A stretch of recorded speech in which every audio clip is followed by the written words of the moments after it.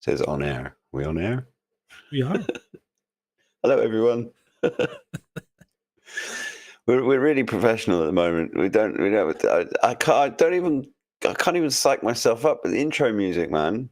Oh, do you like the intro music? You like Yeah. Yeah, No, I think we'll need to I go like back. it because it gets me in the mood. Yeah, we need to go back and start doing that again. So, good evening, everyone. We're welcome to the rabbit hole. So we've got a special treat. Well, I don't know if it's a treat, but we've got a different way of doing it. Well, it's kind of like what we did last week, except it's slightly different because I've gone all in this time and produced something for you. So we're going to have a little tale, a tall tale maybe, but we're going to have a tale. And then what we're going to do is Ed and I are going to tell you about the actual thing, and we're going to dig into it, and you guys can ask us as many questions as you like about it, and we'll frantically trawl through Google and AI in order to get answers for you. No, actually, I really enjoyed digging into this because, as you know, I've been doing a fair bit of UFO stuff. Oh, strangely enough, I put a new video up on Cult of UFO 2 days ago, so you might want to go and have a look at that. It's called Paranormal Disneyland, which is quite funny because I was in the house the other day and my daughter goes, "Oh, what's that video there, Paranormal Disneyland?" And I turned it on and she goes, "Oh my God, it's you!"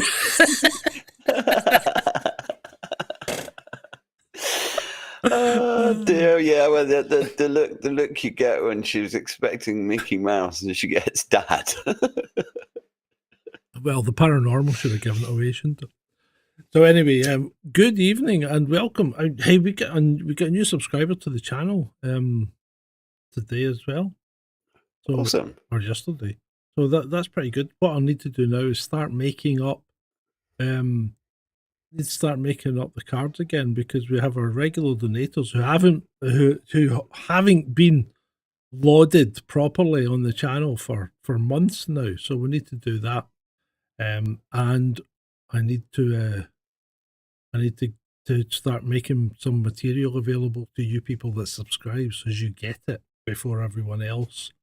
And also, if subscribers have ideas about stuff that they want us to cover, then we should kind of make that a priority. Absolutely. That's a good point. Subscriber priority. Yeah, there you go. So, yeah, we're just giving it a couple of minutes for everybody to drag their butts in here because you know how people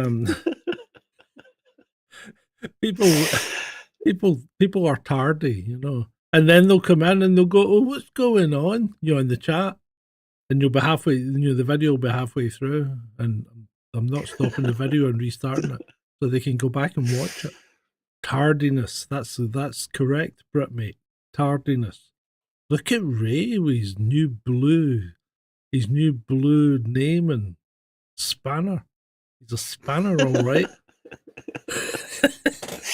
So the blue ones, the spanner monkeys? No, the blue ones are moderators. I was only joking. Yeah. Green ones are subscribers, I think. Or it depends on how much you pay. What colour of subscription you got. Okay. So Beats and Tapes is that is if you want to change your colour in chat, subscribe. Yeah. Beats and Tapes is he's at it as always. What's going on? Start again, John. Yeah, very good. Right. Give us a level check anyway. How does Ed sound? Talk to Ed. Why is it with me? Because you're always the issue. You're always the issue. Yeah, as usual. I am just an issue, as my father would say. Oh. Right. It sounds fine. What time is it now? 21:04. Yeah, okay. Well, five past, I think we'll kick off and we'll run the VT, as they say.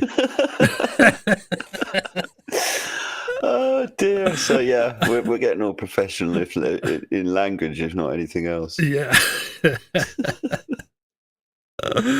So yeah, I do enjoy our rabbit holes, I must admit.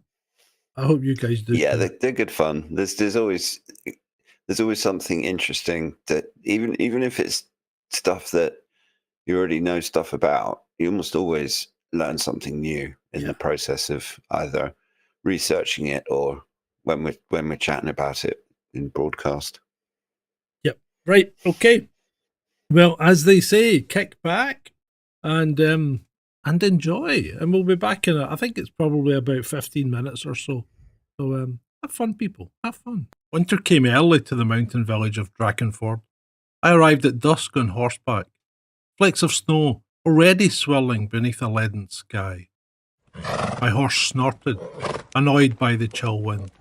In the fading light, I could just make out the ancient pine trees that ringed the settlement like silent sentinels. A single lantern above the inn door beckoned me through the gloom. I dismounted. I led my mare around the building, nodding at a passerby hurrying home against the wind. Inside the inn, a crackling hearth promised warmth and conversation. The main hall was low-ceilinged and timbered, smelling of roasted parsnips and fir. I took a seat at a worn table near the fire. An old man with a hunched back shuffled over to me, setting down a steaming bowl of stew. His eyes flickered with an unspoken concern. "You've come at a dark time," he said. "Storms rolling in, and certain things roam these woods when the nights grow long." I raised an eyebrow. "Bandits?" "No, not bandits."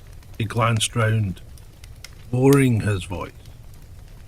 "Riders on black horses, hounds with eyes of flame, the wild hunt, shepherd of souls, or so folk say. A dire omen. There's a moonless night soon, and that's when they're at their strongest." I had heard stories of the wild hunt, flickering shapes galloping through the sky, hounds baying like thunder, and a grim figure leading them onward. The old man's words gave me a chill that had nothing to do with the winter wind, but I put on a small smile and thanked him for the stew. He sighed. "Eat while you can. Tomorrow you'd do well to keep inside come sundown." With that, he retreated to the kitchen, leaving me uneasy and alone by the fire. At dawn, the village was dusted in fresh snow. A meagre sun glimmered through steely clouds, offering little warmth. Locals hurried along the icy paths. I'd come here, searching for old legends. An odd hobby of mine. I believed that beneath tall tales and spooky folklore might hide a glimpse of real history. I sought out the village alderman, a woman named Berna, in her 40s, who wore furs lined with rabbit skin. She stood near the well, dispensing water to a worried line of villagers. I asked her about the huntsman with the flaming hounds. She pursed her lips. There had been sightings every winter for as long as Drakenford has stood. My grandmother spoke of hearing horns in the sky and the thunder of hoofs. We passed these stories down as warnings.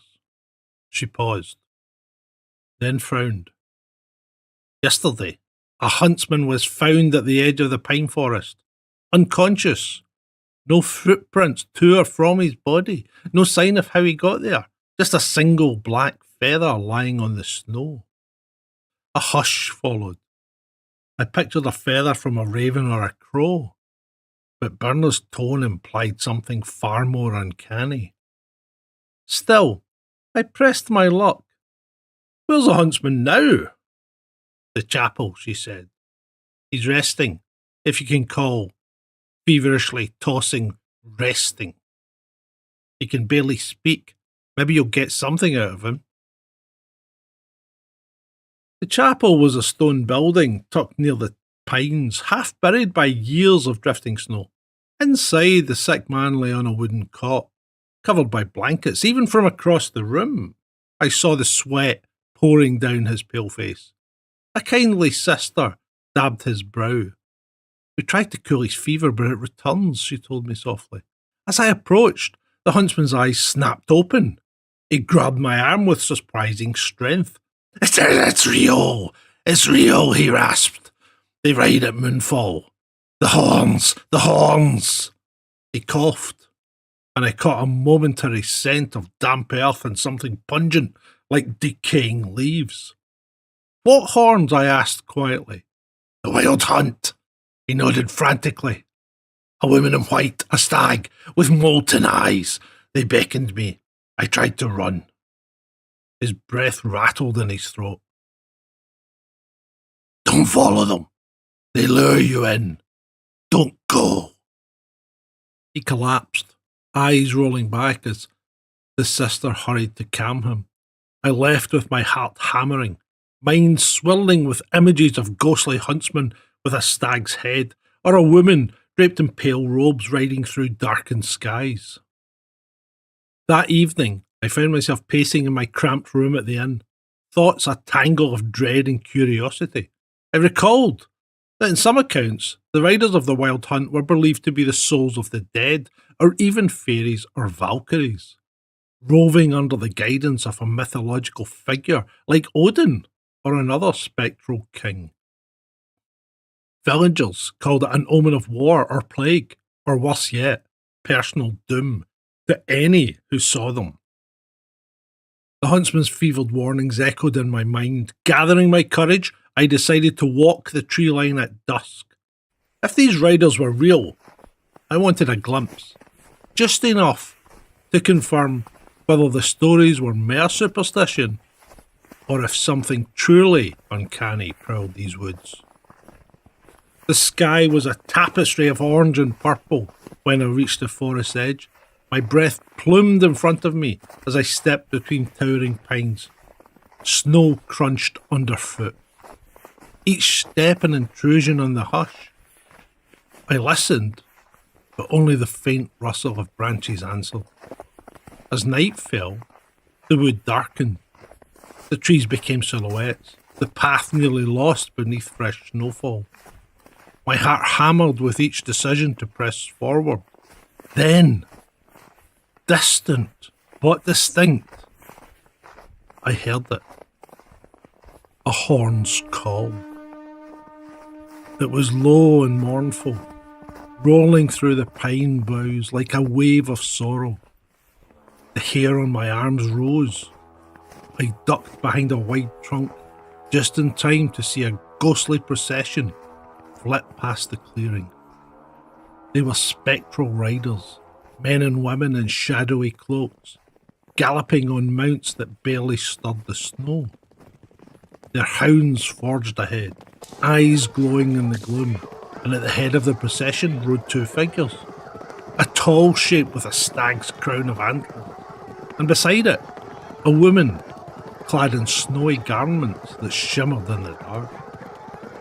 The stag-headed figure raised a horn to his lips, and a resonant note sliced through the still air. I felt a pull, a beckoning tug at my insides. My heart pounded so violently, I worried they might hear it echo off the trees.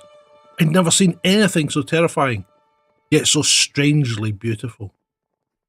The group thundered onward, deeper into the forest. At last, I remembered to breathe. I followed at a distance. My mind screamed at me to turn back, but some force, a lure of ancient magic, kept me moving. Far ahead, the spectral lights swelled, the riders' shapes flitting between the trunks. Suddenly, the hounds howling broke the silence, and they veered off the path. Their ghostly forms surrounded me in a broad circle. My breath caught. The rest of the hunt slowly reined in. One by one, they turned and stared. Closer now, I saw the antlered figure more clearly. Tall, robed in swirling shadows, a heavy horn slung at his side. A face, pale as moonlight, regarded me from beneath that massive crown of antlers. The figure's voice, when it spoke, was distant as wind over a frozen lake. Mortal, it intoned. You stray into the path of the hunt. Have you come to stand among us? Or do you challenge us with mortal blade? A faint chuckle spread among the riders. I froze, my voice tremoured. I seek knowledge, not a challenge. A wind seemed to swirl the cloaked riders. The woman in white slid from her horse and approached. She was both imperious and ethereal, her eyes all colours at once. Few mortals see us and live, she said softly, but perhaps tonight we parley. Feeling as if my soul might slip from my body, I bowed my head. I only wish to learn your story. Why do you ride in these woods? The antlered king's eyes glowed faintly. We ride, he said, for we are bound to time's turning wheel. We come when cold nights fall and the veil thins. Ours is a duty to gather lost souls and herald the world's unseen shift. My mouth went dry. Perhaps in centuries past, the wild hunt was but a legend to keep the fearful inside. Yet here they stood, living myth. Forgive me if I intrude, I managed. I'll not stand in your way. A hiss of laughter rose among the riders. The antlered figure lifted his horn in half salute. You are bold. That can be admired. Or punished. The woman in white placed a cold hand on my cheek. My breath locked in my chest. This mortal hunts for truth, she said. We can grant you a glimpse of our realm, but the price will be dear. My heart pounded. What price? To walk for one night amongst us, she replied, carrying the burden of what you witness. After, you may live, changed though you'll be, or you may vanish into the gloom, as so many do. The sense of threat behind her words was unmistakable, yet curiosity had always been my spark. A fatal flaw, perhaps? With trembling lips, I nodded in assent.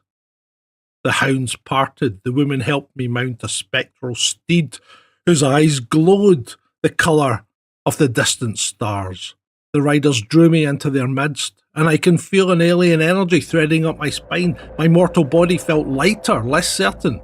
And with a jolt, I realised we were off, galloping through the ancient forest, trees bent backwards in a blur of black and green. The wind roared. The horns blasted. Snow swirled in chaotic flurries, or perhaps we soared above it. We rose over icy hills, the hooves of our mounts drumming on branches instead of earth, as if gravity bent to the hunt's will. Strange lights dotted the path ahead, wisps of pale fire. My stomach churned with both terror and exhilaration. At last we broke through the pines in a swirl of starlight. The riders slowed, forming a wide circle around me. The woman in white dismounted. The antlered king nodded to her, and she lifted a small dagger from her belt. Blood calls to blood, she intoned cryptically. If you would truly witness, mortal, then make this offering. A single drop. Caught in the swirling half-dream that was this ride, I pricked my thumb. Bright red welled up, stark against the ghostly tableau. She pressed my thumb to the dagger's blade, and a sizzling sound met my ears. The droplet glowed like molten metal. My vision reeled. All around me, scene shifted, dying armies, wailing storms, crows circling battlefields. I saw glimpses of the distant past, other hunts, other centuries, figures in medieval armour cowering as the riders thundered overhead. I glimpsed plague scarlet upon a city's walls. I saw ancient kings trembling by torchlight as shadowy silhouettes soared through the sky. The visions pressed in, kaleidoscopic, telling me that the wild hunt came not just to Drakenford, but anywhere the veil thinned, anywhere doom lurked. The old beliefs had truth. Seeing them was a dire omen indeed. Then came the face of the huntsman from the chapel. I saw him, kneeling in the snow, his wide eyes locked on the same antlered figure that now towered above me. Whispering half-heard words, his fear was palpable. Suddenly, I gasped and was flung back into the present. The riders were gazing at me, my heart hammered. I felt their knowledge burn behind my eyes, lodging in my memory. I had seen them. I cannot unsee them. The antlered king raised his horn again, releasing a call that made my blood turn cold. In a silent wave, the riders galloped forward, the circle dissolving. The woman in white turned to me, that odd sadness in her eyes. You have your truth, she said. Now you must bear the burden. Ride with us no longer, lest you be lost. Should you speak what you saw, many will not believe, but some will heed the warning. A faint, almost kind smile touched her lips. Fare you well, mortal.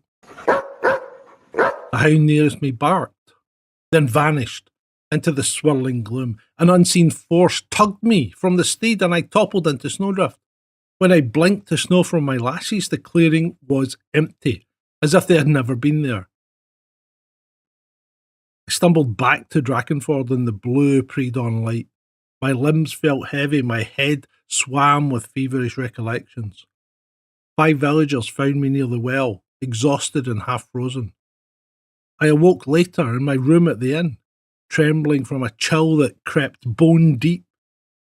News spread I'd been out in the woods, and some believed I'd glimpsed the hunt. Others whispered I was touched by delirium. The old man who'd served me stew stared and muttered. You saw them, didn't you? I only nodded. He locked the door behind me and prayed. 2 days later, the huntsman in the chapel passed away, delirious with terror. The next day, thunderclouds gathered unexpectedly. People spoke of war in the next kingdom, of plague rumours. Faces grew grim. I left Drakenford soon after, haunted by the rider's final words. As I rode, I felt the stares of travellers who noticed the faint silvery scar on my thumb from the dagger's bite. I could never quite sleep without hearing in my dreams the thunder of hoofs and the lonely wail of a horn drifting through the trees. My burden is this tale. I pass it along to any who might listen. Should you ever find yourself on a dark winter's night with the quiet snow and an eerie hush in the air, heed my warning. The wild hunt rides still, gathering souls beneath the moonless sky, and to see them is to risk everything. Hey. Well, what did you think? Oh, you need to unmute, Ed. You muted yourself. I thought it was really good. Yep, Good. you did a great job on that. I like the background sound effects. The snow, Sound design. The snow was a bit. That was the word I was looking for earlier. Sound design. Yeah, no, it was good, and it's. I mean, when you mentioned it earlier on today as a topic for the show, I went out and I never actually heard of it before. But there's legends about this wild hunt from all over Europe. I mean, Scandinavia, Germany, Britain, most of certainly Northern Europe seems to have a legend about. I don't know. It's very White Walkery.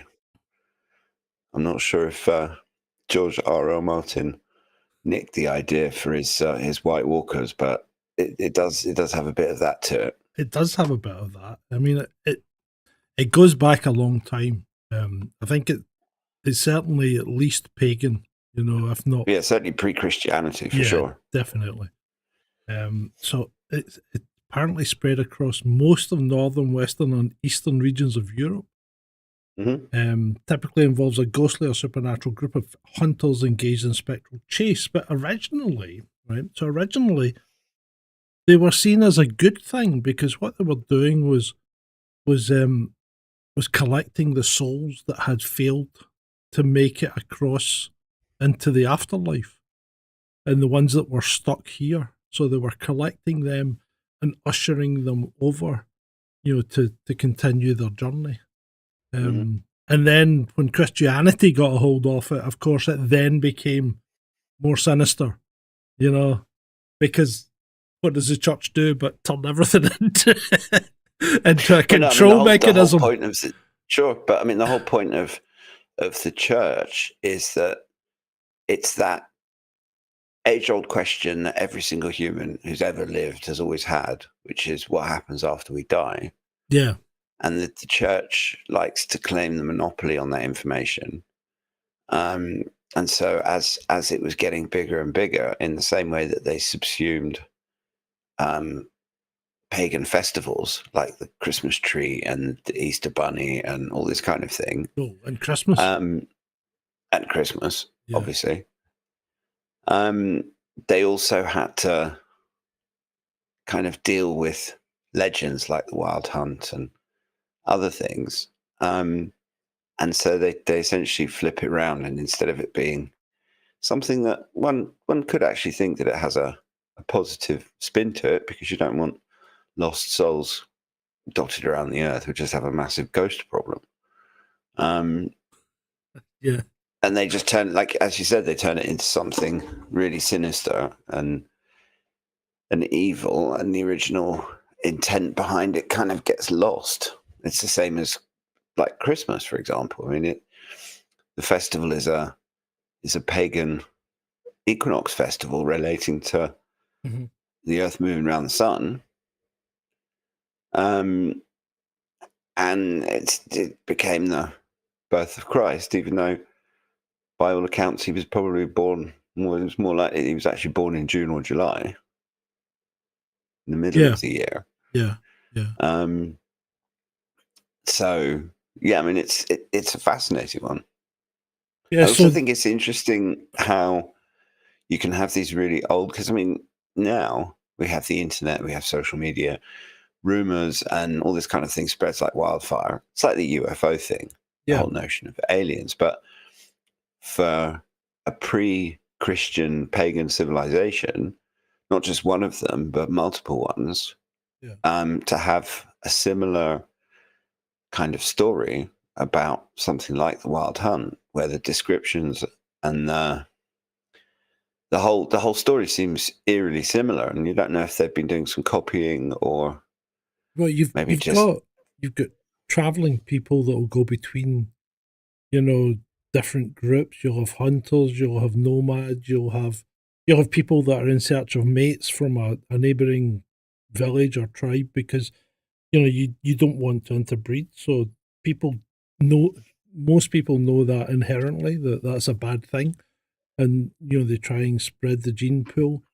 And when you do that, do you spread your stories as well? Of course you do. Yeah.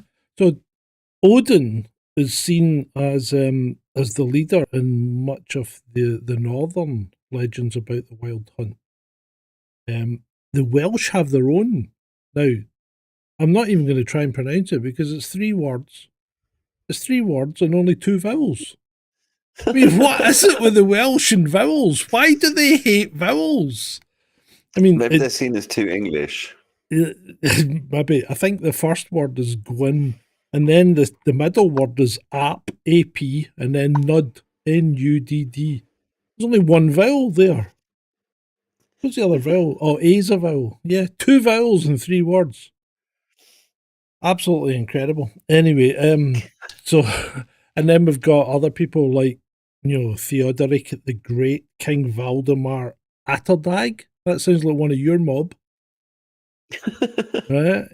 Atterdag sounds kind of Holland Dutch, doesn't it? And then there was it does have a bit of a Dutch ring to it. Then there was King Hern, and there's even goes far as back as some people saying Herod, King Herod, or even Cain was the leader of the Wild Hunt.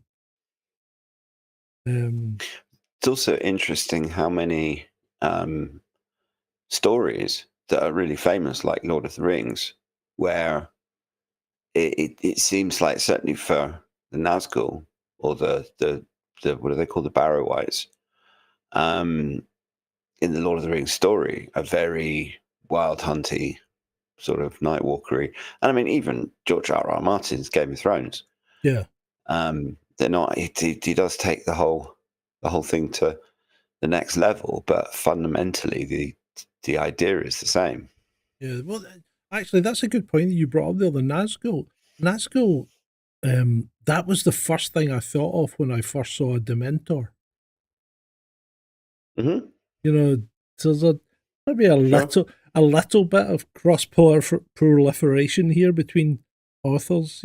Picking up on subconscious inevitable. cues. Of course I it is. mean, Of course it is. if nothing else, you're exposed to particular stories like Lord of the Rings, for example, because it's such a well-known, well-written story that, I mean, an aspiring author would be stupid not to read it, frankly. And everything that you read, all of that stuff that you take in, is going to form your own ideas.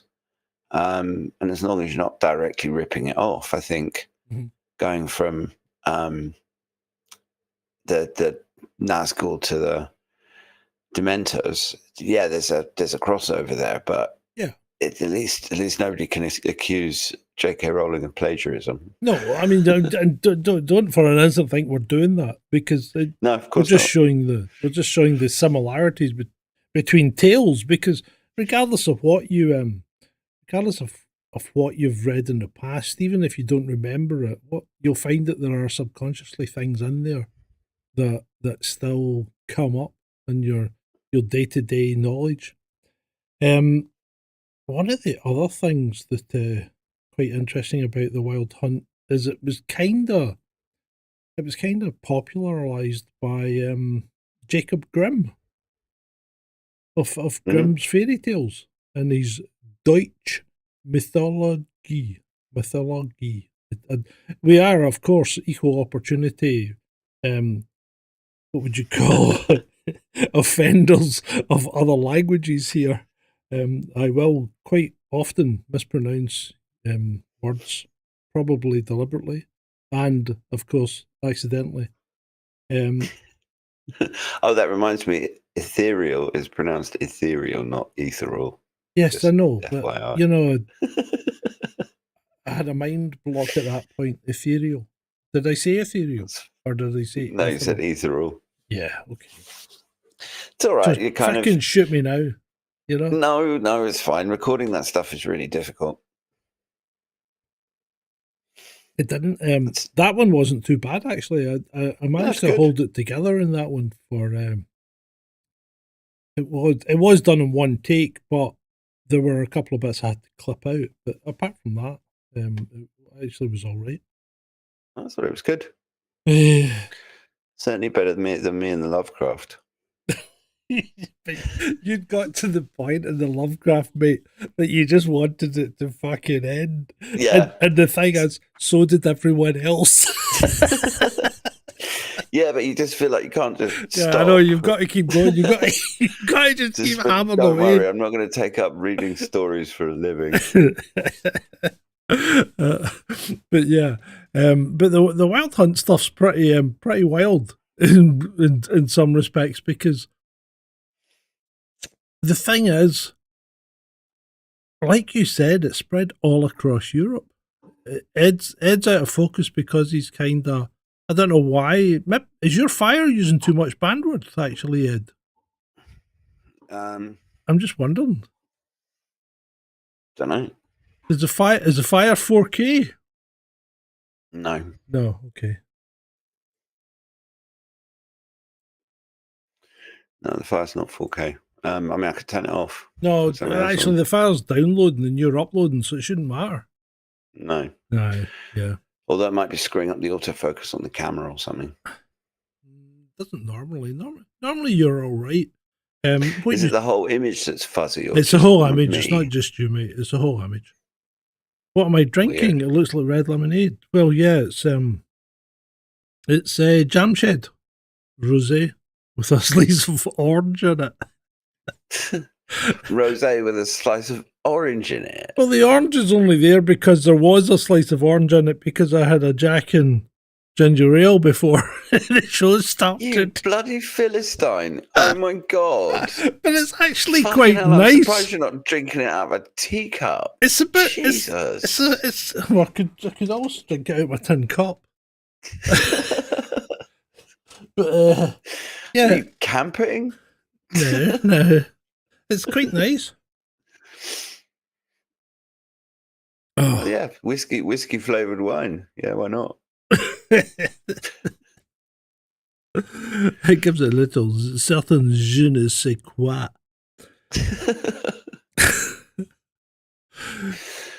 But there's, I mean, because apparently there are still stories that this wild hunt is going on, and so Yeah. there's the usual stories online about it being a government conspiracy or something to do with aliens or some interdimensional something, some sort of time slip that lets these weird ethereal ghostly riders in.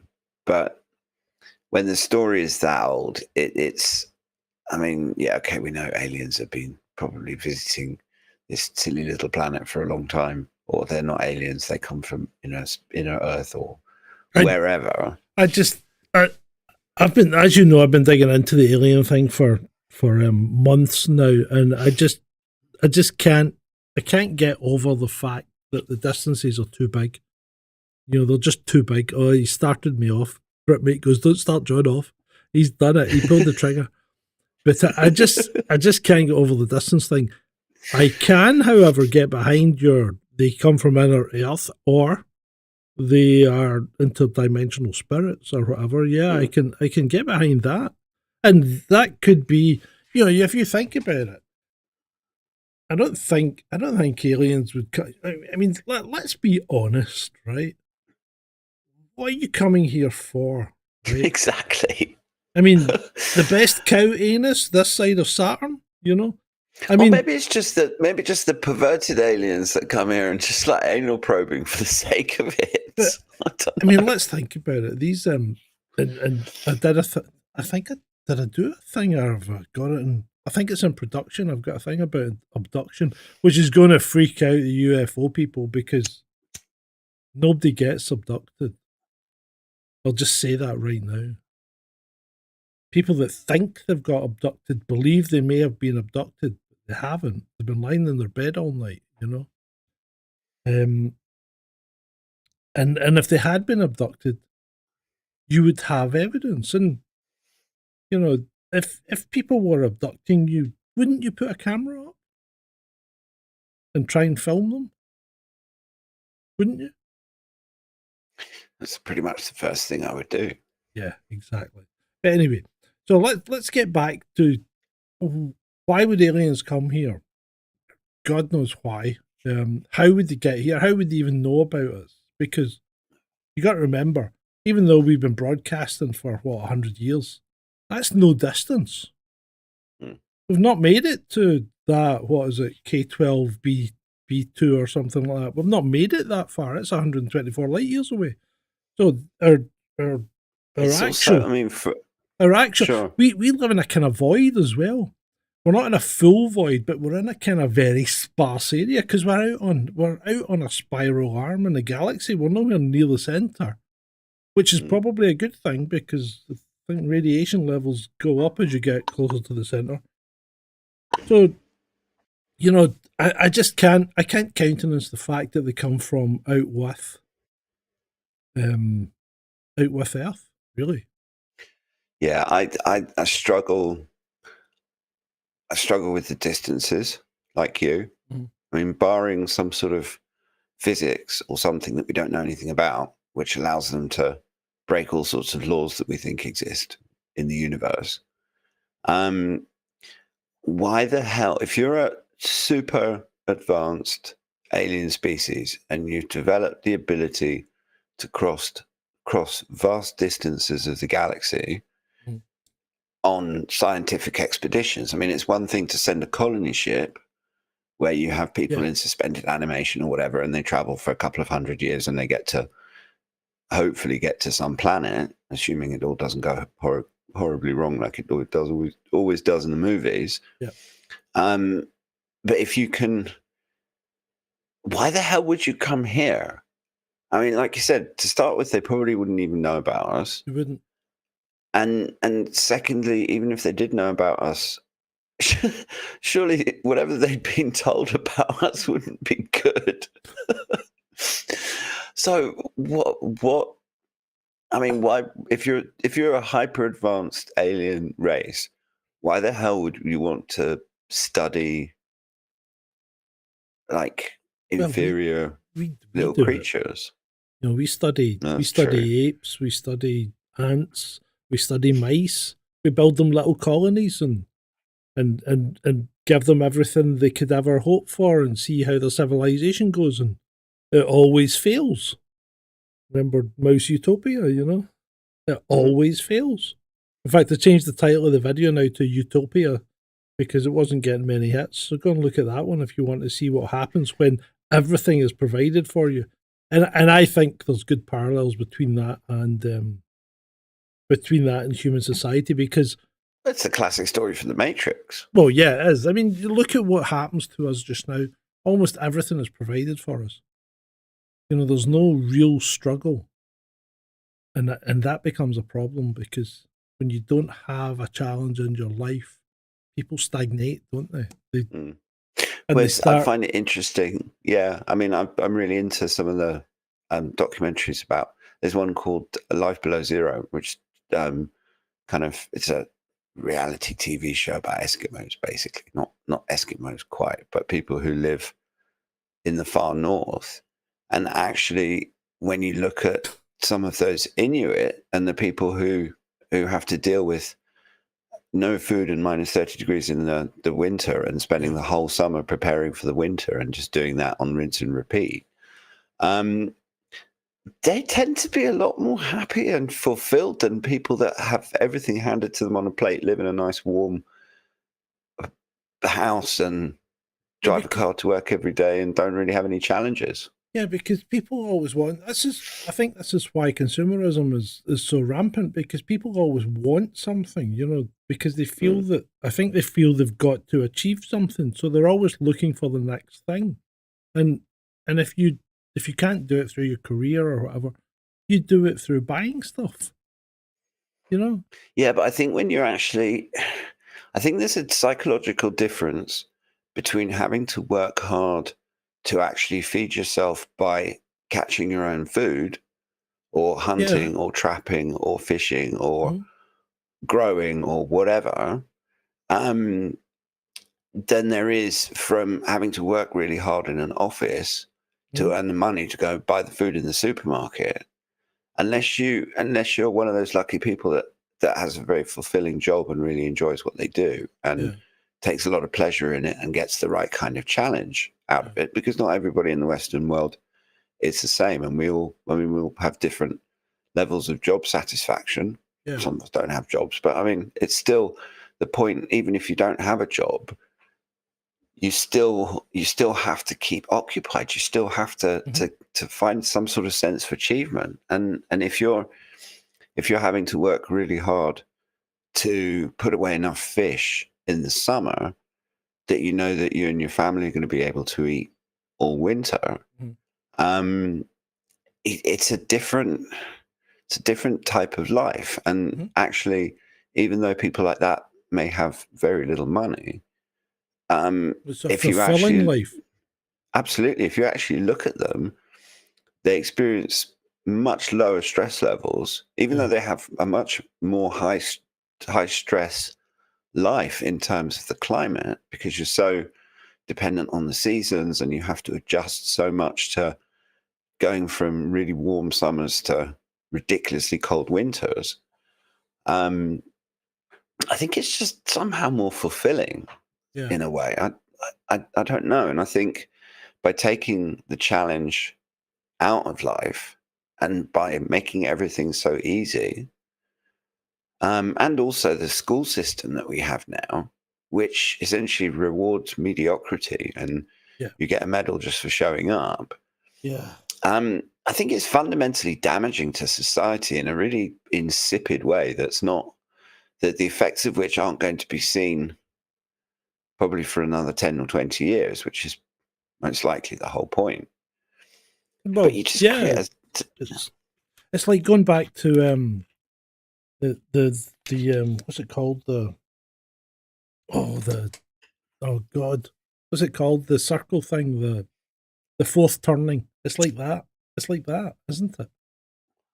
Yeah, because each generation's different, and then it repeats after the fourth generation, and that does seem to be what happens, because Gen X boomers neglected their kids, which made Gen Xers, right, who were independent, and then Gen Xers brought up a bunch of kids called the millennials who fucking need attention for everything, because being a Gen Xer and remembering how you were neglected, all the Gen Xers brought their kids up, they coddled their kids, and they make them weak and millennials. And then the millennials, they're the beautiful people. They don't have a fucking clue what they're doing.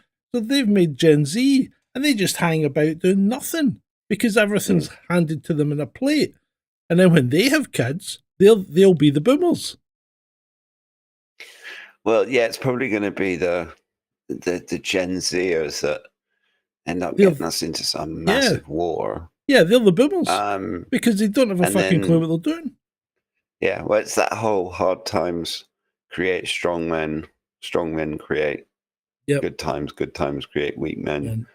Weak men create bad times. Yeah. It's the same. It's also, I mean, there's kind of a link there to the 4 Indian yugas, which are massive long time periods. I mean, we're in the Kali Yuga at the moment, but each yuga has its own essence and its own. What's a yuga? Explain.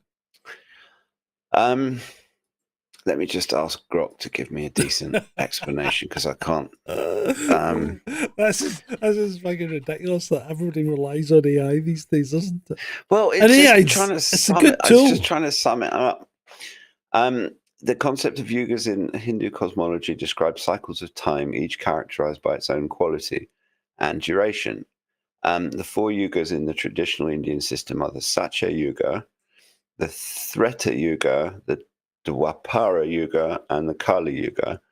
And so the Satya Yuga is often called the Golden Age. This is the first and the longest yuga, where virtue reigns supreme. The Treta Yuga marks a decline from Satya Yuga, but still holds significant amount of virtue. Dwapara Yuga, in this era, there's a further degradation in moral values and human quality. And the Kali Yuga, known as the Dark Age, which is the current yuga, characterized by strife, discord, and moral decay. Oh, there you go. Summed up. And it's interesting because they last a different amount of time. The Satya Yuga supposedly is 1,728,000 years. The Treta Yuga is approximately 296,000 years. The Dwapara Yuga is approximately 864,000 years. And our own Kali Yuga is 432,000 years. Now, how the hell that much? I don't know how far back humans go in Indian mythology, but according to this, have we been around for over 1 million years? I don't know. But anyway, so just to finish it off, the yugas together form one Mahayuga, or cycle of creation, which is then multiplied by 1,000 to form one day of Brahma in the vast cycles of time in Hindu cosmology. After each cycle, there's a period of dissolution before the cycle starts anew, symbolizing the eternal cycle of creation, preservation, and destruction. Which actually, there's a brilliant account on Twitter called Open Minded Approach. And he actually links. He's done loads of research into things like the yugas and also the catastrophe cycle, because theoretically, when the Kali Yuga ends, there's a massive period of cleansing, and then the cycle starts again. And that, in theory, that could link to the supposedly theorized catastrophe cycle of Mr. Davidson and others. Yeah. So going back to the Wild Hunt, if we think about things like this, because the Peterborough Chronicle from 1127, right? I don't know if that's a newspaper. No, I'm joking. But anyway, describes an account of the Wild Hunt's appearance at night, with witnesses claiming to have seen and heard a group of spectral huntsmen. Now, what's different from that to a bunch of people claiming they've seen a group of aliens in the Amazonian jungle? Sure. Yeah, pretty similar. Yeah, absolutely. And people have said there hasn't been any. I don't think there's ever been any verified occurrences of people disappearing as a part of the hunt.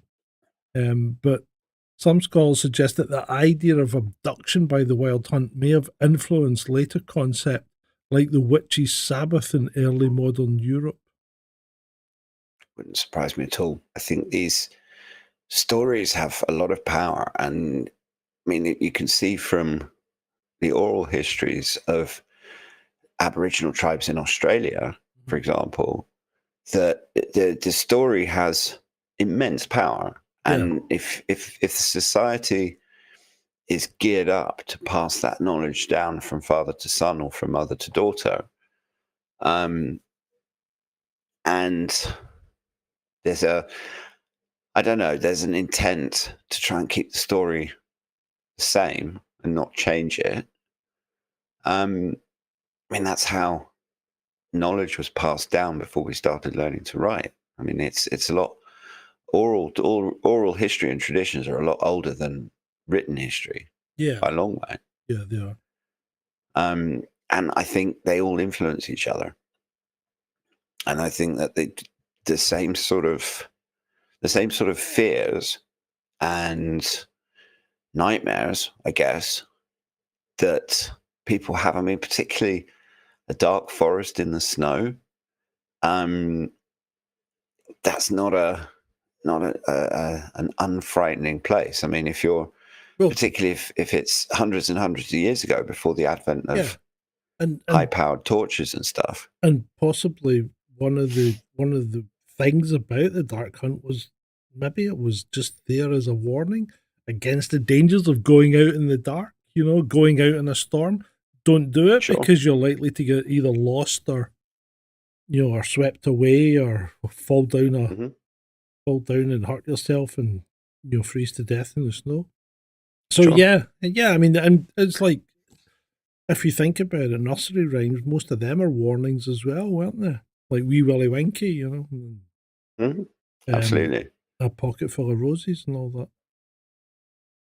But I mean, it's interesting to speculate whether there's some sort of, I don't know. I find the whole notion that it's aliens or kind of a rip in the fabric of space-time a little bit of a stretch somehow.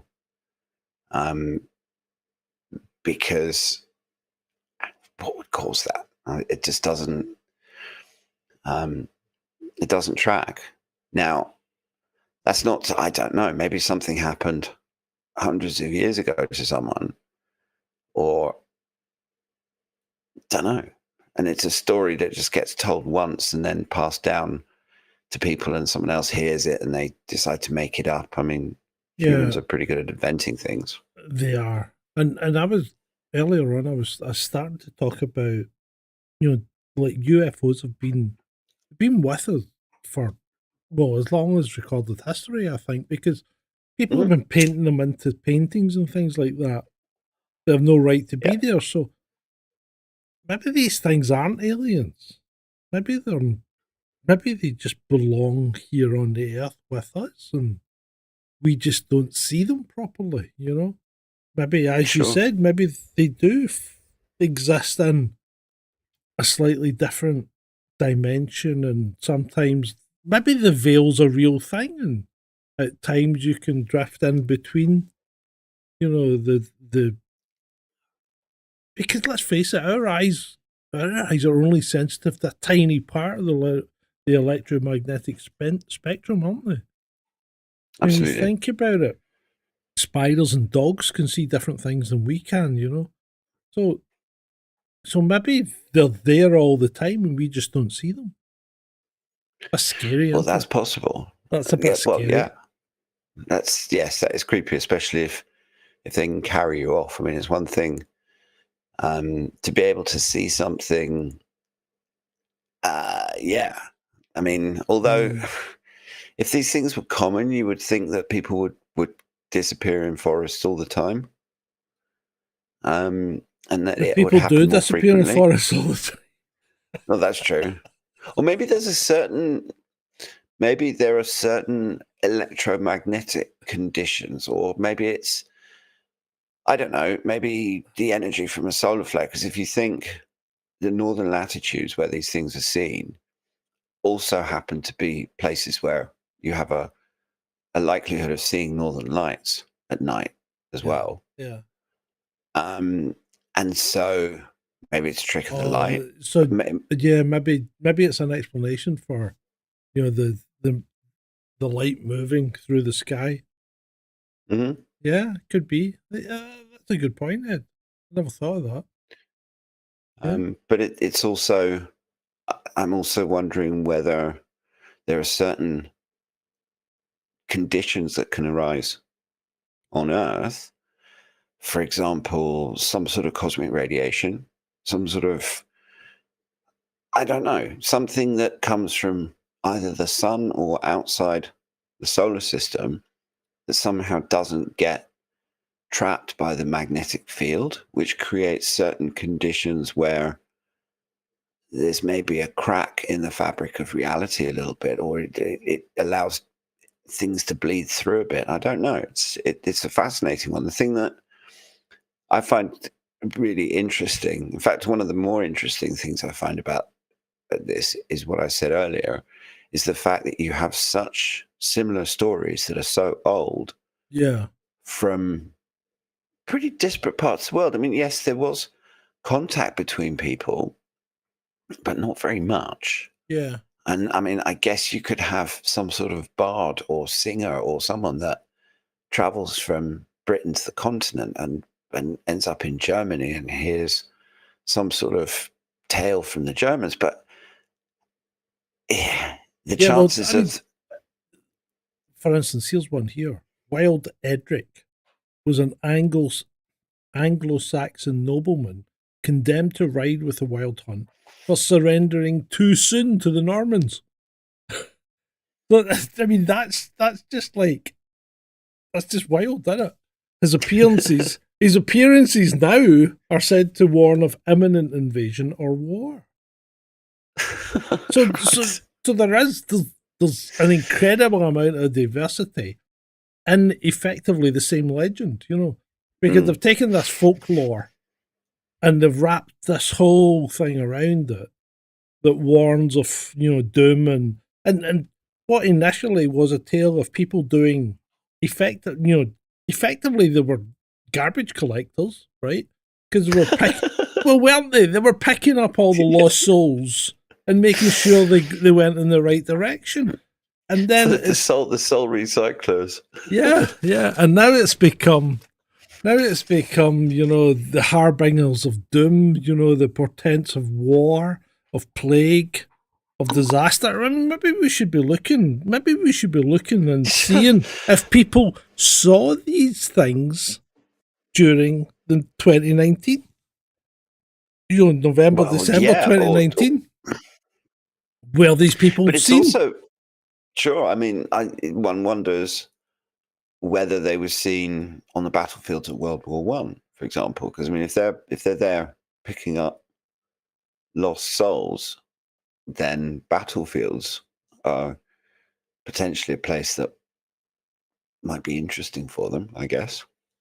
Well, yeah, because I imagine you've got people that have been cut down in the prime of life, and if there is an afterlife, maybe they're wandering about going, hold on, am I dead or what? Or what happens now, Maybe they just don't get it. Because if you've come to the end of your life, you have an expectation, I guess, that something's going to happen. Right? One way or the other. So you're prepared for it, but if you're running across a battlefield and suddenly boom, you're no longer there, then your expectations are maybe completely different. You were maybe thinking of getting some corned beef and mash for dinner, and suddenly you're like, where am I? What's going on? Yeah, it does make you wonder. Yeah, it does make you wonder whether the nature of death is different if you are aware that you're going to die, as compared with someone who dies suddenly without having any idea, like running across an open field in Flanders and suddenly getting blown up or shot or whatever. Yeah. one wonders what effect that has on the nature of dying. Is it one that's kind of are they both just this peaceful ascent up to wherever? Do the lights go out completely and it's just black and black nothingness? And consciousness switches off. It's fascinating. These are all because I've been fairly close to death. Not myself. That's the wrong way to put it. I haven't been close to death, but I've been contemplating death a lot because of what's happened in my personal life. Stop talking, Ed. Shut up, man. I'm sorry. No, it's fine. I know what you mean. I know what you mean. It just walked straight into that one. It just came out completely wrong, mate. But it does. I mean, because there's also this. I don't know, this hankering to see the person who's died, even just one more time, just to be able to say goodbye or whatever. Yeah. And I don't know. I'm just because there's always something left unsaid, isn't there? There's always something left unsaid. Yeah, I mean, if it's one of the reasons that I believe in being nice to people and forgiving people quickly is because if you don't know what's going to happen to that person. And I have one of my partners died in 2001, and the last words that I had with her were in anger, and it took me a very, very, very long time to deal with that. And it's horrible. In some ways it's a living hell because there's nothing you can do about it, and the amount of guilt and regret that you feel is just off the charts. Well, it and depends. The death just amplifies it. I suppose it depends if you're a socio-psychopath or not. Yeah, obviously. I mean, if you're a sociopath, then you're not going to give a shit one way or the other. Someone said on Twitter the other day, if you sleep in the absolute pitch black with no sound, then you are a psychopath. And I'm like, I don't think I'm a psychopath. Why do people think why would you think I was a psychopath? Well, that's more because I'm someone that has to, I listen to audiobooks when I fall asleep. Sherlock Holmes is really good for that. It's just to have something to give my brain to focus. It's something to give my conscious mind something to focus on while the rest of me can just fall asleep. Yeah. Because otherwise my brain just babbles at me. Yeah. But if you woke up during the night, do you still have that thing on? Or do you turn it off? Or I would set a sleep timer. Aye, well, see, there you go. So you are effectively sleeping in the quiet. Oh yeah, no, it's interesting because if I forget to set the sleep timer, I don't actually feel like I've had as good a night's sleep because part of my brain hasn't shut down because it's still listening to the story. Yeah. And I've still slept because I still sleep and I wake up, but I can tell the difference between the two qualities of sleep. Yeah. So I asked the question. The question being, can I just say I've seen some lovely comments in the chat. Thank you, guys. Yeah. Thank you, John. Thank you, Brett, mate. And if you want to say dulcet, I think it is DULCET, dulcet tones, not dulcet. But I might be wrong. Anyway, so what was that I asked? I asked about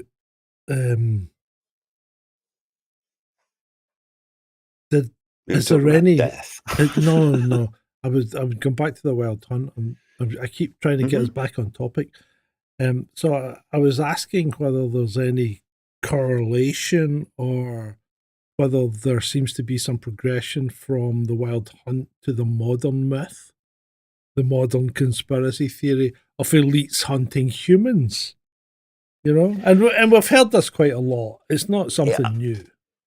No, we do have to be a little bit careful what we say because of the platform, but that is an enduring, let's call it an urban legend that high profile people hunt humans. I mean, there's royal forests in Belgium that I've heard. And allegedly, when the Belgian king Leopold, he ruled the Congo as if it was his own personal fiefdom.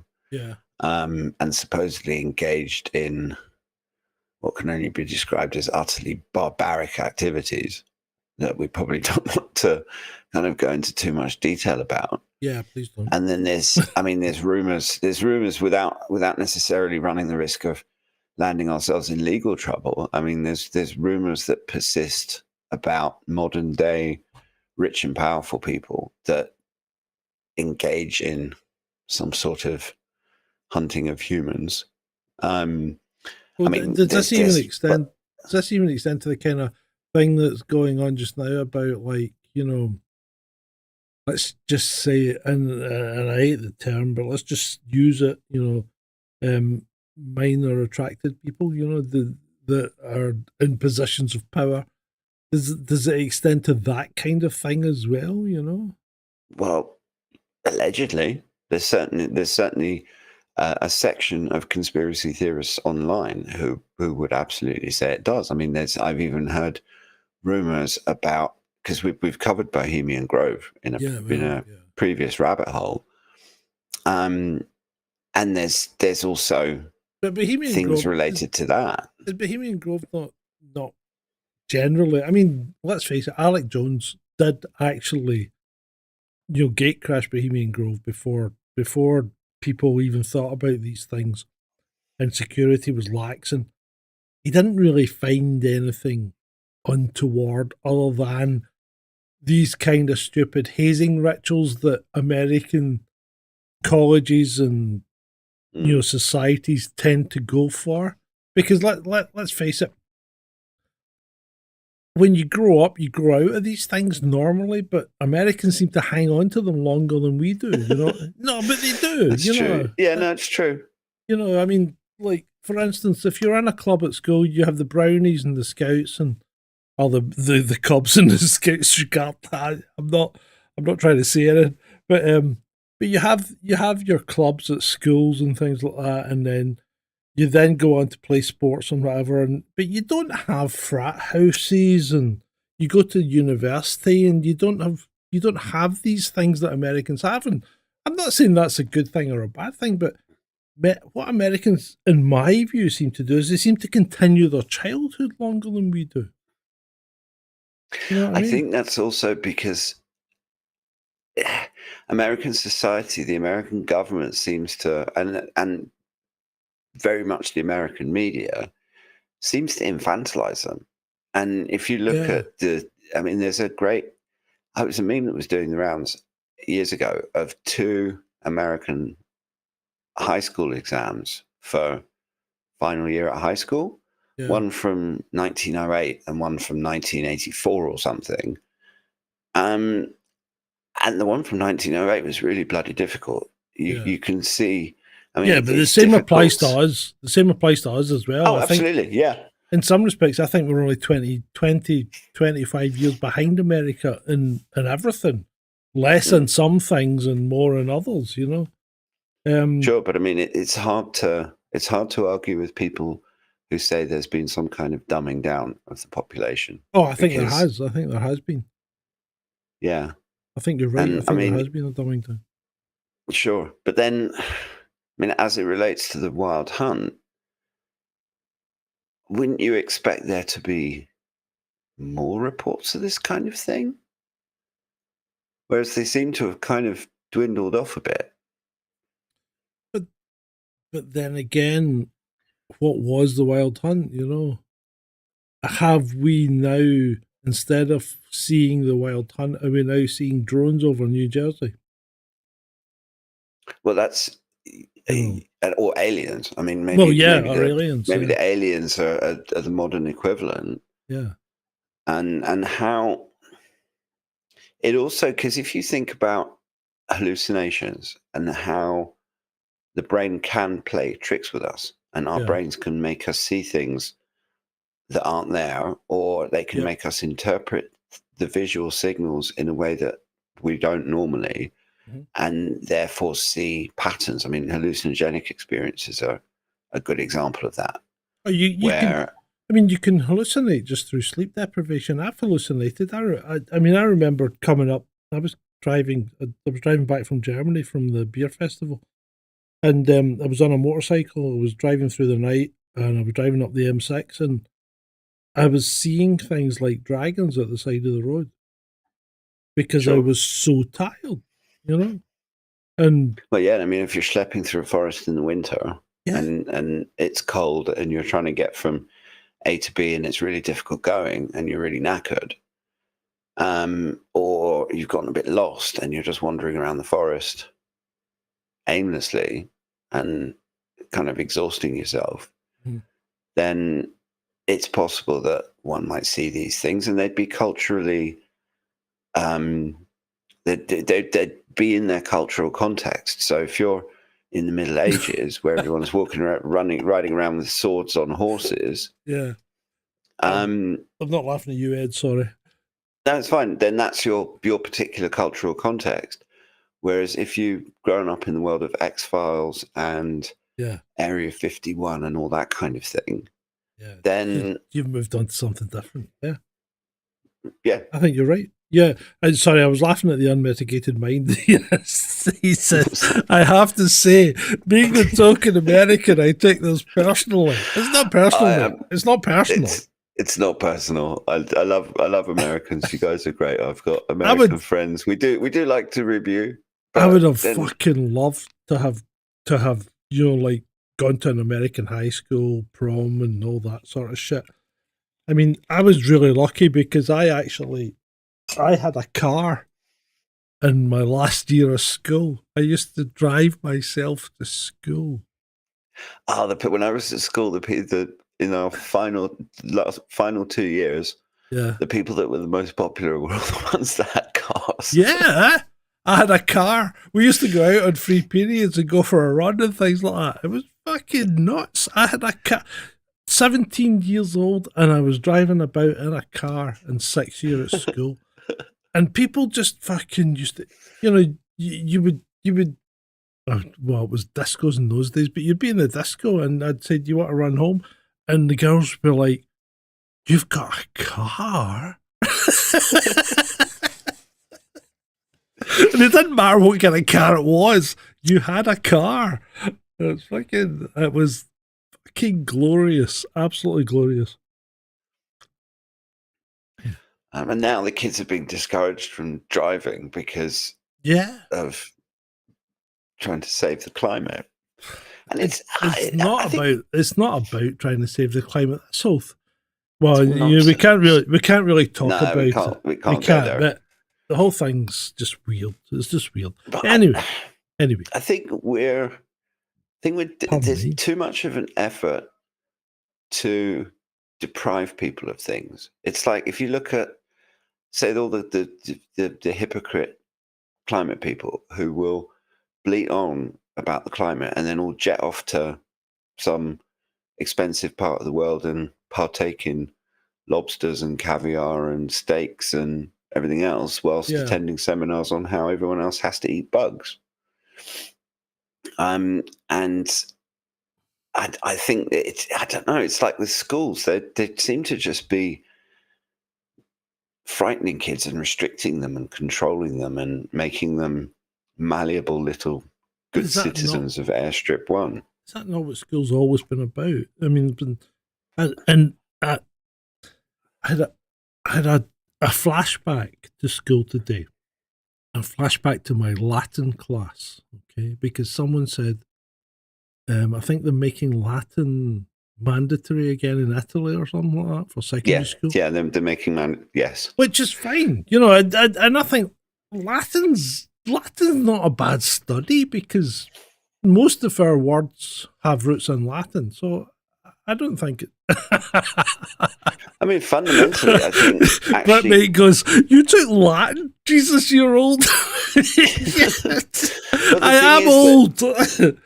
But the thing is that it's like you said, because Latin is a base of so many languages, not just English, that actually if you understand Latin, then learning both Spanish, and Italian and French suddenly become slightly easier, particularly Italian. I mean, it's also, it's a mindset. And I mean, I think kids should all have to learn languages. My mum, Dutch kids, one of the reasons that the Dutch are so good with languages is because they have to learn so many of them in school. And also because, unlike the Germans and the French and most other European countries, Spanish, they don't dub their TV. They always have subtitles. Yeah. Which is why an awful lot of Dutch people speak English with an American accent. It's true. Yeah, they kind of do. Although they have a kind of funny accent, the Dutch. Yeah.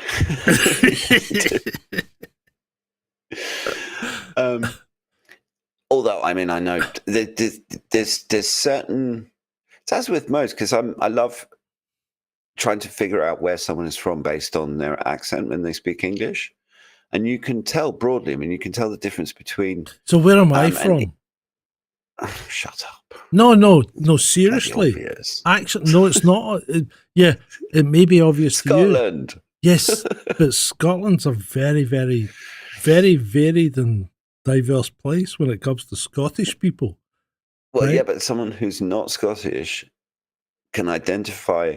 But I can tell you accent. Yes, I couldn't tell you. Yeah, but I can come to England. I don't have any experience from different accents in different parts of Scotland. I can come to England and I can say, well, he's a Yorkshireman. He's from Manchester. He's from Liverpool. You know, he's from the south. Between a German speaking English or a but hold on, you live in this country called the UK, but you can't tell the difference between a Glaswegian and an Edinburgh person.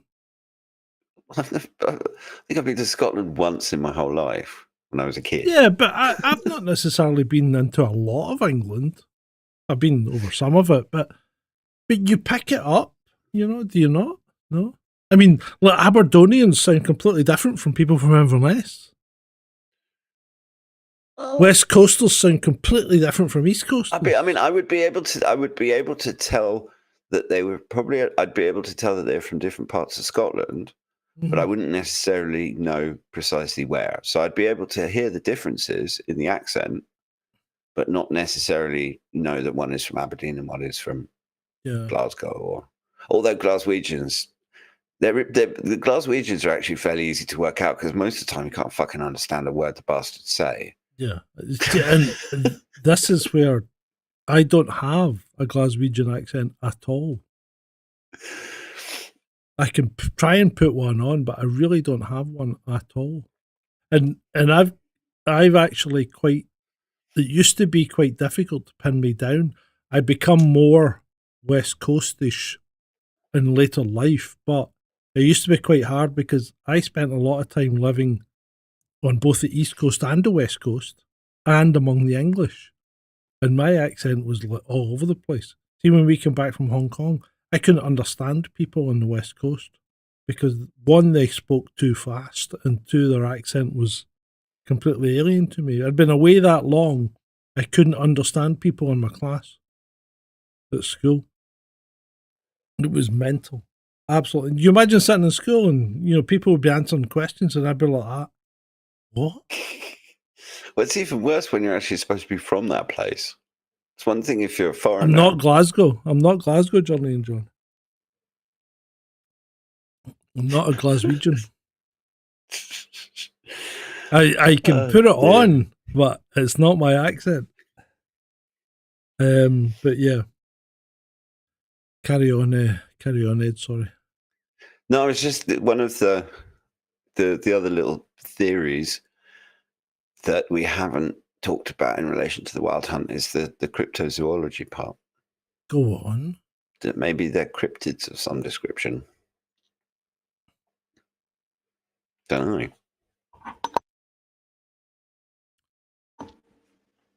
I don't quite know how that works with the hunt, but that was just one of the... Is that thin air? Or no. So what kind of cryptid? Well, where the spectral figures are actually biological entities unknown to science, perhaps remnants of an ancient species, or perhaps some sort of interdimensional creature. Back to UAPs, stroke Well, UFOs. Yeah. I mean, but there's also legends of things like centaurs, which is a body of a Yeah, I know. human and a No, body of a or horse. the The torso of a torso of human a and the body human. twisted. Yeah. Yeah. So, but then most of the legends actually do describe like huntsmen with weapons and Yeah, they armor. do. Huntsmen, spectral horses, and hounds, fairies, fairy folk, lost souls, Mhm. and the odd human who's been caught up in the hunt. I'm just going out for a pint of milk, darling. I'll see you. Whoa! I've been caught up in the hunt. I'm off. What would you do if you were caught up in the hunt? You're caught up in the hunt. That's it. You're. It's like being one of Jack Sparrow's crew, isn't it? Yeah. You know, that's it. You're Try stuck not to now. get into that situation in the first place. Yeah. But I mean, I find this. I love stories like this because there's so much room for speculation, and if you sort of approach it with a bit of an open mind, there's all sorts of possible explanations, and the simplest one is some sort of culturally based hallucination from people perhaps dehydrated walking through a forest or particularly scared. And when you're in that sort of situation, it heightens your senses as well. So I don't know. I mean, there's all sorts of potential explanations, including eating a bit of mushroom that makes you hallucinate or something. But in the same way that we now have UFO stories, I mean, you hear these days, you're much more likely to hear a story about a UFO or a chupacabra or an alien abduction than you are a wild hunt. And so that to me suggests that there's a cultural link to it, and that it relates to what people are actually experiencing in their daily lives. And if you're immersing yourself in UFO lore, and then you go out into a dark forest on a winter's night, You go to see a UFO, aren't you? well, you're much more likely to, I don't know, maybe see a shooting star, or maybe see something Or which, or Venus, Yeah. or fireflies. I don't know, anything. Yeah.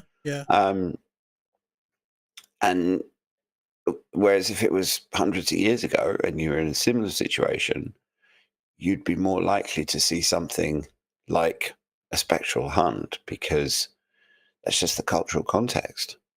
Or, as you said, maybe there's certain atmospheric conditions that create a window between realities or something, and that these spectral hunt, that it's an actual thing that we just can't see, and these guys do go around mopping up lost souls. Yeah, maybe they are. Maybe, you know what? It would explain why ghosts are a pretty rare occurrence. If they're getting mopped up by the wild hunt. Sure. Maybe ghosts are the really stubborn ones. Maybe if Who you're avoid the royal hunt. The royal hunt? Oh, there's a Freudian slip. Whoa, let's not go there. No. Let's not go there. No, we're not going to go there. We said we weren't going to go there. No. That was a mistake. I would like to point out to our audience that there is a darker backwards part of this rabbit hole, and if you are so inclined, there are pieces of research that one can do into this stuff and come up with some really dark Pizzagate-like stuff. I didn't catch that last one. It sounded like Peter Gay-like stuff. No, a certain Italian fast food Okay. Pizzas. Right. Yeah. God. Got you. I'm trying not to be explicit here. Like that. like the reindeer. The reindeer? Donner, Blitzen, Comet. Well, yeah. Absolutely. Maybe Father Christmas is, maybe he was a disaffected member of the hunt that decided that he didn't want to scare the shit out of people and was going to take presents to kids.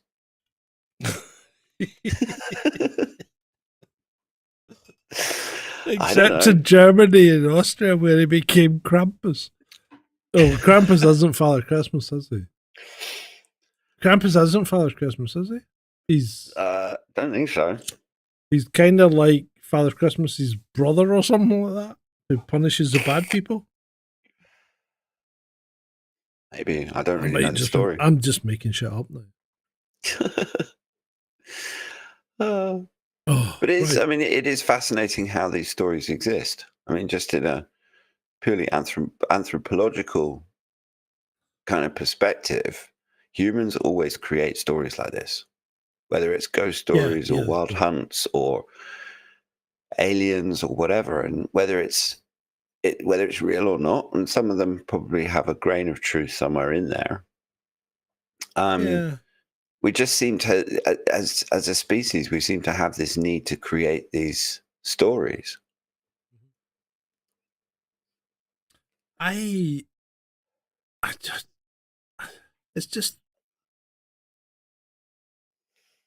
weird. It's just weird. Yeah, no, it really is.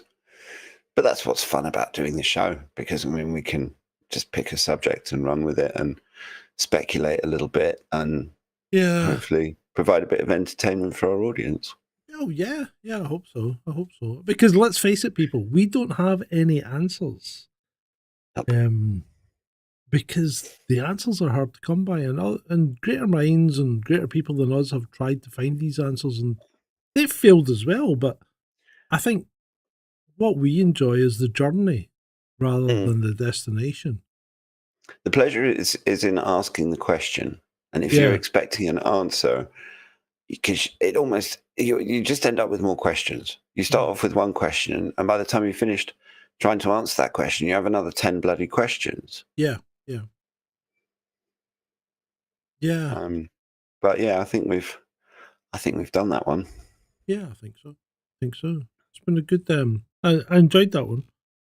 It's been a good one. Yeah, no, it was fun, and I thought we did a good job of the story. New as well. Donation from Nick Taridus.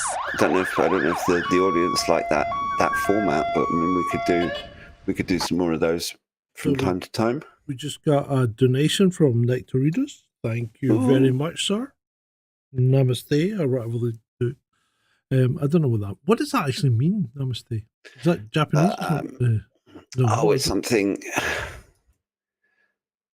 It's basically. Hang on a minute. Let me just ask. So I'll tell you what. While you're looking that up, my daughter made me watch Squid Game last week, season 2, and we started watching it, but we could only find it in Korean. Okay, so we were watching it in Korean, and I was narrating it. She'd seen it previously, and not in English, but she'd seen it with English subtitles. So she was wanting me to watch it, so I was watching it, and I started translating what was going on. And she's looking at me going, "Can you speak Korean?" And I goes, "No." I says, "I'm just making it up based on what's happening on the screen." And she goes, "But you're right. You're absolutely right." And she went to college and told her people in the class that, and they're like, maybe he actually subconsciously knows Korean.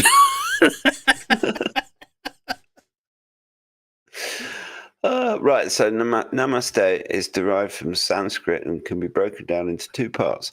Nama, which means bow, obeisance, or reverential salutation, and te, which means to you. So together, namaste translates roughly as I bow to you, or I honor the divine in you. There you go. I think that fits then. That's fine. I'll just stick with that. There you go. Namaste. Thank you, Nick, to read us. I appreciate it, mate. And I shall endeavour to do a chart of our latest sign-ups and supporters for next week, so as you get properly lauded, because it is right that you get properly lauded for your contribution to this small enterprise that we have going here, and I mean small. I don't want a big audience. Imagine having thousands of fucking people watching. God. We had like 600 last week, and we've only got 43 this week.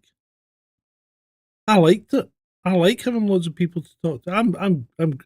I love public speaking. I can do it all day. Just a bit of an exhibitionist. Yeah, probably. I mean, I used to go down to Microsoft and speak to people down there. They used to fly me down to Reading and have me talk to people in their, thingy rooms, because I could be informative and funny. Because let's be honest, most of your IT guys are a little bit dry. That's putting it mildly. Yeah. Well, I was good. I used to have them fucking rolling in the aisles. Yeah. Well, no, I mean, humour helps. Yeah, of course it does. Right. Tomorrow night, are you with us? Yeah, should be. Unless something untoward happens. I will do an all-in tomorrow night, but and I'm floating this now and live and with the audience. Should we flip more towards doing more rabbit holes and steer away from the politics? Or do you like it? I quite like the balance. Yeah, I think, okay. I think he likes a combination of. He likes to get upset. I like to rant. He's a sadist. I don't know if they're quite the same thing. But, I mean, sadomasochist. There's so much insanity going on in the world. Yeah, actually being able to come on here on a Friday night and just rant about it a little bit. Hey, that's a fair point. It's quite cathartic, actually, and also because we do try and find some of the more outrageously hilarious and stupid things that have happened in the week as well, and just have a bit of a giggle about it. Yeah, no, that's cool. Because there's quite a lot to giggle about this week as well. Oh yeah. Have you? I don't know if you guys have look at the UFO stuff at all, but oh my god, they are melting down right now because Stephen Greer, I think the guys, if there was ever evidence of reptilians on this earth, Stephen Greer is one of them. He's got a skin on, right? But he just looks like a reptilian. But anyway, Stephen Greer has said there was going to be a big reveal in early January, but now he's pushed it back to the end of January. And then fuck off. Now Ross Coulthart, who is another fucking evidence of an actual living reptilian, because these guys have got mouths that go to here. People's mouths don't go to here. There's something wrong with them. So espresso mechanic's right, definitely a reptilian. And Ross Coulthart's the same. He's got that strange fucking smirky grin. But even Nick Pope has a bit of alien in there somewhere. Don't say bad things about Nick Pope. I engaged with Nick Pope on Twitter. Okay. I insulted him, and he came back with a joke. And hey, there you go. He fucking Nick Pope is my man now. I take my hat off to Nick Pope. I apologise for casting any aspersions against Nick. Oh no, he's probably a lying bastard. But I mean, apart from that, it was a laugh. So Nick Pope and I are on friendly terms. I don't know. But hey, that's a possible one. But yeah, I've been on a few. I can't stand fucking spaces. See this thing on Twitter where I don't like him. It's too. You've got to see people to know what they're talking about. Well, certainly in that kind of format where Yeah, it's essentially just a big Zoom call. yeah. You've got to Um, see their face. yeah, absolutely. And it's just like a weird kind of radio phone in without the host or something. I don't Well, know. It's you know what, some of Ed? them just turn into ego You're trips. you're exactly right. And you know what? This is Ben and I made this decision like 2 years ago now. We were going to stop bringing on people onto the show that demanded anonymity. I can't say it. Anonymity. Anonymity, right? And you had just stopped. You had just stopped being the V figure, remember? And you'd actually revealed yourself, I think. And that's the best decision that we made, because you can't trust people if they don't show their face. You know what I mean? You just can't trust them. Well, And then yes, that's true. I mean, if you're it doesn't talking to some sort of no, whistleblower, no, it doesn't matter. It doesn't matter if they're a whistleblower or not, right? If they have reasons for not revealing who they are, they shouldn't be trying to talk to people. that's a fair That's point. my view. That's my view. Mm. You know? No, well, you're allowed to. I mean, obviously, you're allowed to have your opinion, and I can see some pros and cons. Yeah. Um, Yeah. But ultimately, yeah, I mean, you make a decision to do something and do it. Yeah, I mean, I had people. I've had people and I've had people after, or I've had person after person lined up to do this show, and usually at the last minute they go, I don't want to be in video," and I go, "Bye, not doing it. I just won't do it, because it's like you say, it's a Zoom call with someone hiding behind a door, and it could be anyone, and they could be saying any shit they like. It just doesn't Sure. work. It just doesn't work. You know, you've got to see people. You got to see people to be able to judge them. You know, because there is I'm not sure what it is, but at least something like 60 to 70% of the information that you convey is in your body language, and that's why people like Neil Oliver and stuff like that, when they're narrating stuff, they're on screen, right? And Britt made the point earlier saying one of that story I did would be great as a headless video, but would it? Would it be great as a headless video? Because although the voice might be good, which he said, not me, right? He likes my voice, and that's okay. And what you do in your own house is entirely up to you, mate. But apart from that, no. But if you can't see the person talking, right? I think there's a disconnect there. There's a disconnect. Yeah, I mean, radio does work. Oh, yeah, radio does but work. It's a different sort of format. It is a different format. When you're talking about stuff that we're talking about, when you're talking about stuff that is like off the wall and things like aliens and stuff like that, you've got to be able to see people to judge how they are coming across it. I mean, look at that guy that Ross Coulthard's putting forward as a whistleblower.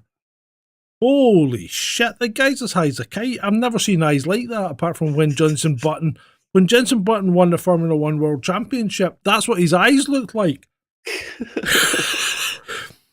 I mean, what is that guy on?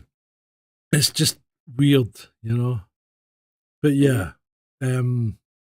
it's so we'll stick with all in just now then. That's cool. Sounds good. And I'm hoping to get Mick Skins on to talk about his theory of what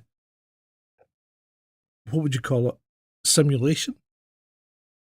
Game theory or whatever? What, the holographic universe? Yeah. So I'm hoping to get him on to talk about that. Pardon me, at some point. But yeah, no, it's been good. Yeah, that's been fun. Enjoyed it. Right. What did Beeps and Tips? Why did Beeps say Saturday now? What does that mean? I don't know. What are you saying about Saturday? News Nation. Oh yeah. Ross Coulthard's News Nation's like, yeah. Yeah, I'm not holding out any hopes for that. I mean, what was I'm his so name? sick of. I mean, it's like Jeremy. U.S. presidents Yeah. saying they're going to release the Kennedy files Yeah. and UFO disclosure. There are certain things that people just come out with from time to time, and I just think, just shut the fuck up and show me the files. Yeah. So don't say you're going to do it; just do it. We've had enough of this. Oh no, disclosure is coming, but I can't tell you anymore unless we're in a special session in a secure. Yeah. We've got to be in a skid. We've got to be in a skid. I can't discuss that in an open situation, which means you are still working for the fucking US government. That's what that means. The unmitigated mind. When you're talking about stuff that the men in black will need to come and talk to you about, it's necessary to show your face. Makes sense to me. Well, unmitigated mind, I have to point out that you don't need to show your face because they fucking know who you are, mate. Without you having to show your face. Yeah, so it's not going to make any difference. It's just going to make us feel better. But it's not going to make any difference to them pursuing you. So be aware. Keep an eye on your six. It's a good way to end the show. Yeah. There you go. So we'll see you tomorrow, Ed. And we'll see all you people tomorrow. And if you liked it, like, share, subscribe, and evangelize it. Tell people about it. Get them to come in and watch us. And remember, I'll be publishing the Ghosts of Winter's Moon as a separate video, so you can go back and watch that. Beats and tapes, knock yourself out, mate. So that'll be published as a separate video. And you know what, guys? Thanks very much for all your for coming along. All your kind words to both me and Ed when we bare our hearts. Ed more than I do, because I have no heart, apparently. There you go. Oh, next week it's going to be Burns Night, isn't it? When's Burns Night? Oh, is it? Is it actually Burns Night on the Thursday? Oh, let me see. I don't know. I'm going to have to do another freaking poem, aren't I? Oh, no, it's yes, you're going to. Well, 25th. It's a Saturday, so we'll probably do it on a Friday. Yeah, no, that's good. We'll have to do a Burns Night. I'll get some whiskey in. Right, so Burns Night, Saturday the 24th, which is next Friday. Sorry, Friday the 24th, which is next Friday. So, be prepared, people. Get some whiskey in. Get your haggis out. You know you want it. You do. You really do. Haggis is lovely. It's been great for you.